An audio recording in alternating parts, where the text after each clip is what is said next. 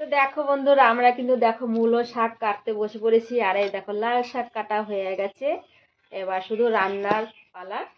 তো তোমরা কি মূলা শাক খেতে ভালোবাসো?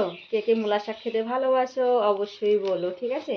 আর এই মূলা শাক কিন্তু এই যে ডাটাগুলো ডাটাগুলো দিলে কিন্তু একদম ভালো লাগে না, শুধু পাতাগুলো ছড়িয়ে ছড়িয়ে ছড়িয়ে ছড়িয়ে ভালো করে সুন্দর করে এইভাবে করে ছাড়িয়ে তারপর ভালো করে কুচেলে বেশ ভালো হয়। তো আমি না আবার কুচানোতে কিন্তু একদম ভালো না, দাদাভাই কিন্তু ভালো কুচাতে পারে, ঠিক আছে? আমি একদম কুচাইতে পারি না, কেননা কুচাইলে পরে আমার এই এই হাতের এইগুলো না, এগুলো কুচি কুচি কুচি কুচি হয়ে যায়। আর দাদাভাই এত সুন্দর কুচায়, মানে কুচিয়ে মানে ধুয়ে উনুনে দিলে পরে সঙ্গে সঙ্গে ভাজা এরকম দাদাভাই সুন্দর করে কুচাইতে পারে। আর আমি কুচালে একটু মোটা মোটা করে বড় বড় করে কুচাই।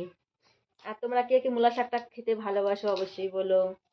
আর যারা যারা আমাদের বাড়ি খাওয়া দাওয়া করবে তো চলে আসো, ঠিক আছে? রান্না বান্না হচ্ছে, সবাই চলে আসো।